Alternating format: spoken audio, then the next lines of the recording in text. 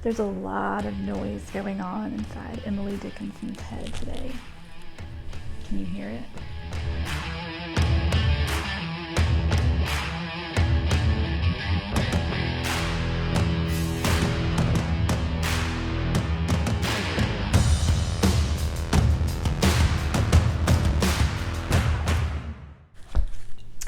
Good morning and welcome to Lost for Words. I am Sarah Woods, and we are continuing our journey of exploring the poetry of Emily Dickinson.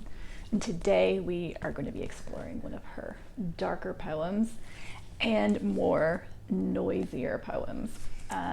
One of the things I want you to pay attention to is the sounds that you hear in this poem and the noise that you hear. And also to think about where we are in this poem.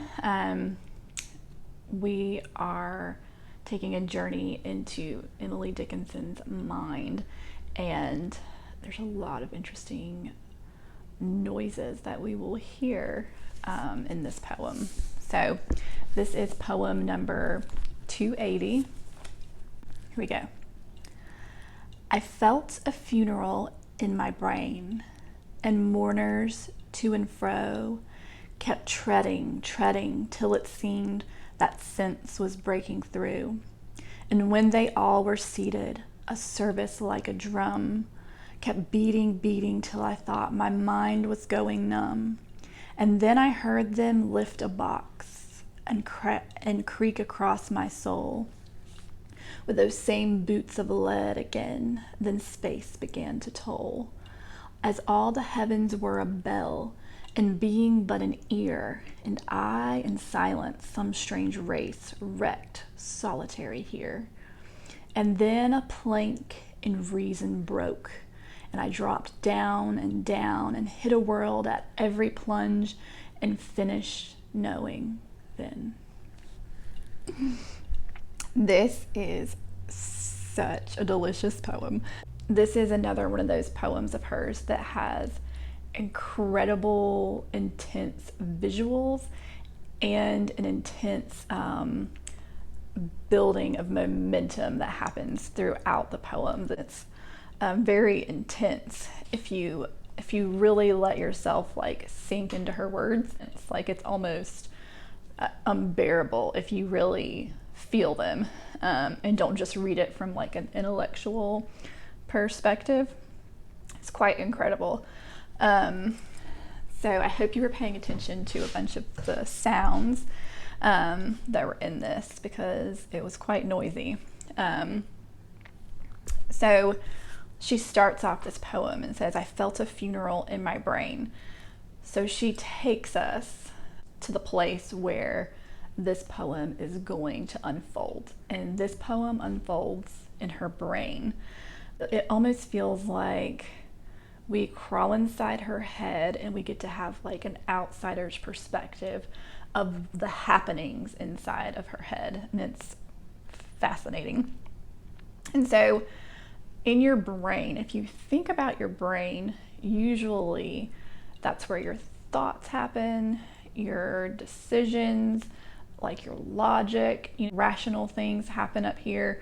But she starts this off by saying, I felt a funeral in my brain, which to me, like that whole sentence is just incredible, because usually when you think of feelings, you think of your emotions. And usually when we think of feeling, I feel like we usually feel things here, like our heart, our chest, or I guess I don't usually associate feelings with my brain or my thoughts. Like I don't usually feel the things that are happening in my head. When I feel them, they usually are happening here.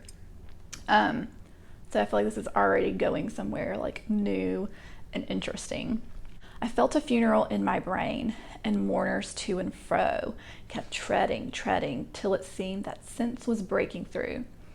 So we've crawled into her head, and there is a funeral happening there, which means that someone has died and people have come to pay their respects to this person who's died. That's usually what happens at a funeral. You're there to honor the person, remember the person, and mourn the life that is gone.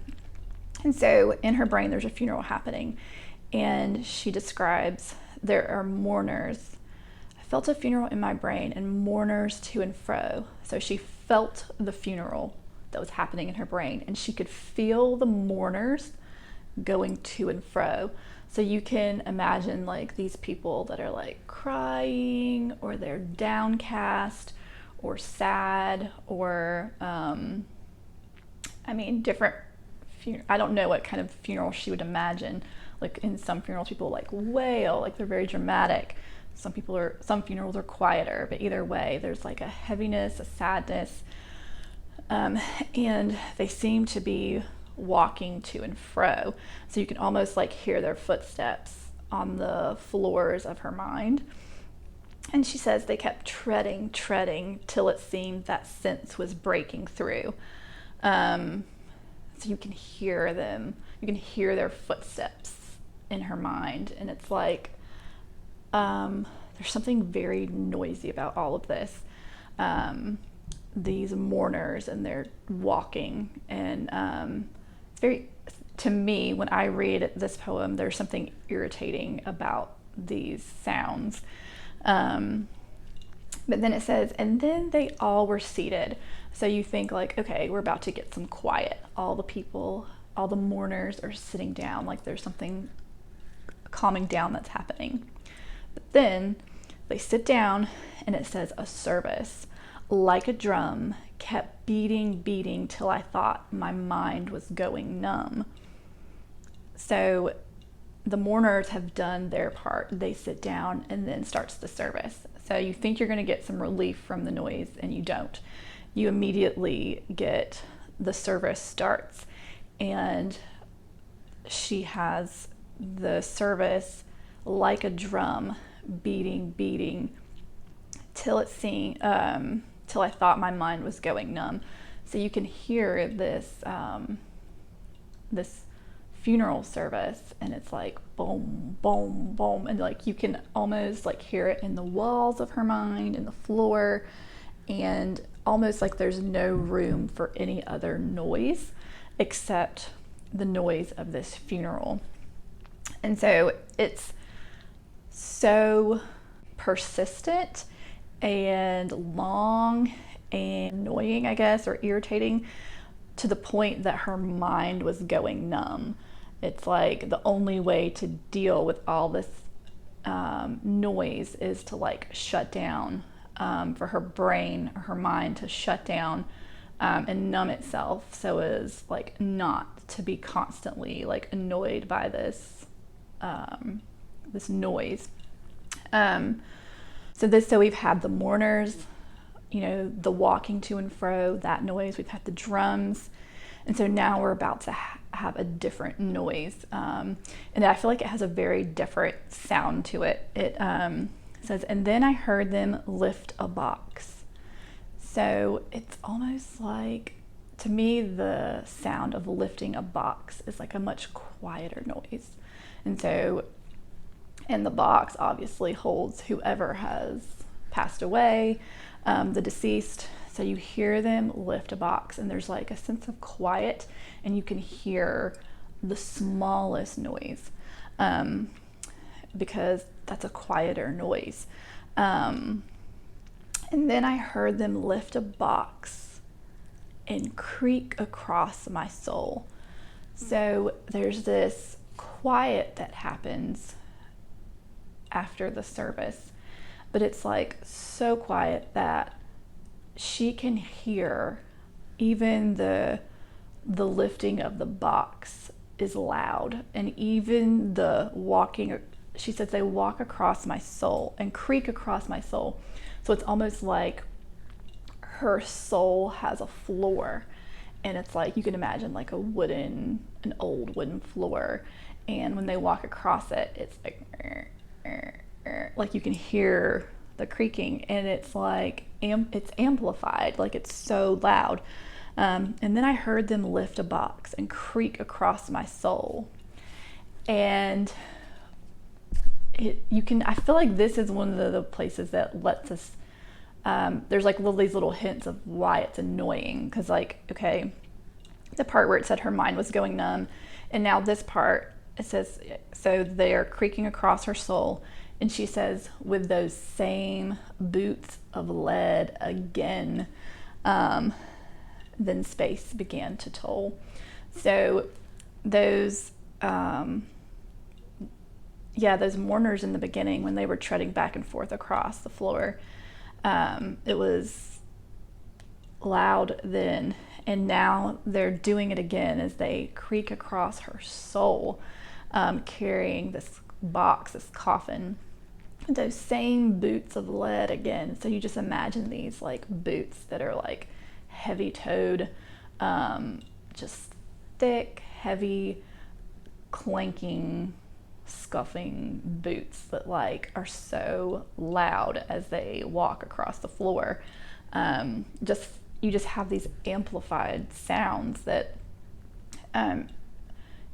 every day might not seem that loud, but if like there's such a quiet in you, do you know what I mean? That you can hear all these sounds above everything else. Like, so with those same boots of lead again, then space began to toll. So these boots are walking across her soul, creaking across this floor, which is also interesting because I feel like it takes us from her head to her soul, which I sort of imagine my soul. I don't know where you imagine your soul, but I sort of imagine it here.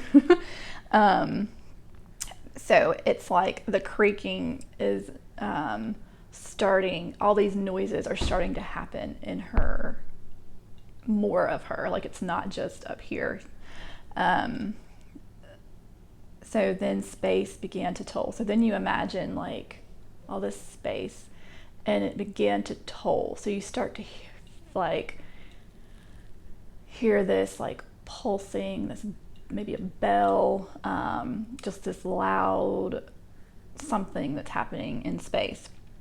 And it says, as all the heavens were a bell. So there is something like, I feel like that takes us from her head to her soul.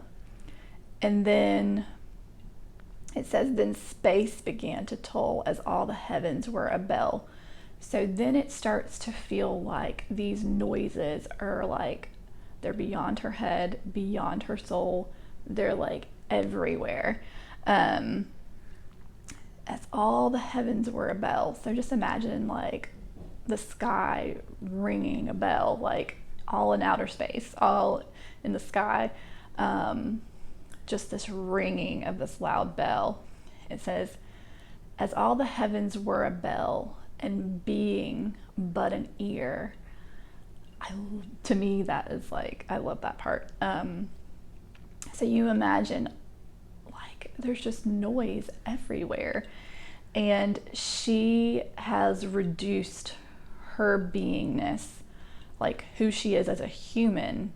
Like she didn't reduce her being to smelling or seeing or tasting. She reduced it to being an ear. And so it is like her whole purpose, her whole body, her whole being is an ear. And what does an ear do? It hears, it listens. And so you imagine Emily Dickinson as an ear, and like this sensitivity to noise, that all she can do, it's like all she can do is hear. And she has been like, her existence is, she's existing to hear all the noise. And you can just feel like how overwhelming that feeling is. And it says, and I in silence some strange race wrecked solitary here. So you get this idea that it says her and silence are wrecked, alone here. So she's like, it's almost like this, she's been cursed, or like like a shipwreck, like there's something, like she can't get away from it. Like if you're wrecked, like you're stuck, like you were moving along and then all of a sudden you're wrecked, like you can't leave, you can't, yeah, you're stuck there. So she's stuck with silence, and all she can do is hear. It's like she has to be, like she is quiet, like she is with the silence, and she is quiet, but her whole existence is hearing. That is so overwhelming. It just makes me wonder, like, what was going on at this point in her life, or at this moment, that made her feel so sensitive to noise. And then it says, and then a plank in reason broke, and I dropped down and hit a world at every plunge and finished knowing then. So she takes you back to her brain, and she says, and then a plank in reason broke. So we reason in our mind, like that's where we think and do our reasoning. And so you imagine the floor, these planks of like wood. So you imagine the plank that she is standing on breaking, and you can almost imagine her falling. It says I dropped down and hit a world at every plunge. So you can almost imagine her plunging through, or I imagine her plunging through even her own body, like just plunging through world after world after world. And she hits world after world. Like it's like a violent falling. It's not just like falling till you land softly on the ground. Like you imagine almost somebody like falling in a tree. Like, you know, if you fell through a tree, you would like bang on every limb on your way down. Like that's the way she falls. Like when reason, the plank of reason breaks, she falls down, hitting a world at every plunge. And then it says, and finished knowing then. So it's very, like this poem is very interesting. So we are having this funeral in her mind, this noisy funeral that's happening in her brain. And it's just this annoying like noise that's happening in her brain, in her soul, and space. And you almost imagine that her reasoning can't take it anymore, can't take any more of the noise. And so it breaks and she plunges down. And it says, the very last sentence or line says, and finished knowing then. So to me, if the plank of reason breaks and you've been in the mind, and you plunge down, like it's almost like when I read this, I imagine that the noise that was happening in her mind was so frustrating and so loud or so obnoxious that she couldn't reason with it any longer, that there was no reasoning. And so she plunges down, and she finished knowing then. And finished knowing. So it's like she's done knowing. Like it starts off with feeling in her head. Because there was so much feeling happening in her head, she ends up finished with knowing. I don't know, like I can't even, it's almost like there was so much going on in her mind that the plank of reason broke. She collapsed through, and she couldn't, yes, it almost feels like she could not exist in her mind anymore. And so, because it was so noisy, so if you can't exist in your mind because it's so noisy, you finish knowing. Like there's no more knowing. It almost, if your mind is too noisy of a place, then there's not room for like the reasoning, the knowing, the analyzing, the thinking. all of that takes place, or it needs a quiet environment and peaceful environment to be able to reason and analyze and think. But for her, whatever was going on, it seems that it was very loud. And the other thing that I think is important about this poem, and I feel like I went in a different direction. I like steered this poem towards the sound because I felt like it was such a noisy poem. That's kind of like all I could feel in the poem when I was reading it. But really, the description she's giving to what is happening in her mind is a funeral, which is a ceremony celebrating someone's death. And so I guess a good question would be to ask is whose funeral is happening in her mind? And to me, it almost feels like, and this is like, this is just a regular person like looking at a poem and being like, I wonder if it means this. Like, this is not me knowing this is exactly what it means. But to me, it almost seems kind of like, it's almost like that the noise of the funeral is the reason for the funeral. To me, like, because everything is so loud and persistent and mind-numbing, I feel like it's like the noise that has caused the death almost. And it almost makes me wonder if the funeral, I don't know, I might be like jumping way out of whatever, the boat of where this is really going, but it almost feels like the death is her mind, is her knowing, is her reasoning, is her the more rational part of her, because it's like, because it's so noisy, because there's so much, all she is an ear, and she can hear every single thing, that she can't quite exist in her mind. It like almost feels like it's the noise that has killed Emily Dickinson. I could be totally wrong about this. Like, I would be curious to hear your thoughts on this poem. Like, when you read it, what do you think is going on? Who died in this poem? Is it Emily Dickinson?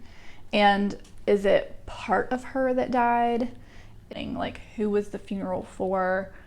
And why is the funeral happening? Like, why did the person die? Is that person Emily? Is she the one that died? Is it a part of her that died? Is it, I would love to hear your thoughts on this. I feel like it is representative of her. And I feel like it is her ability to think and her knowing and her reasoning that has died, and it's because of all the noise. So that is the end of that poem. Thank you so much for joining me today on Lost for Words. I look forward to going through these poems so much. I'm having so much fun. So I hope all of you have a beautiful week and that your week is a lot less noisier than Emily Dickinson's. Goodbye.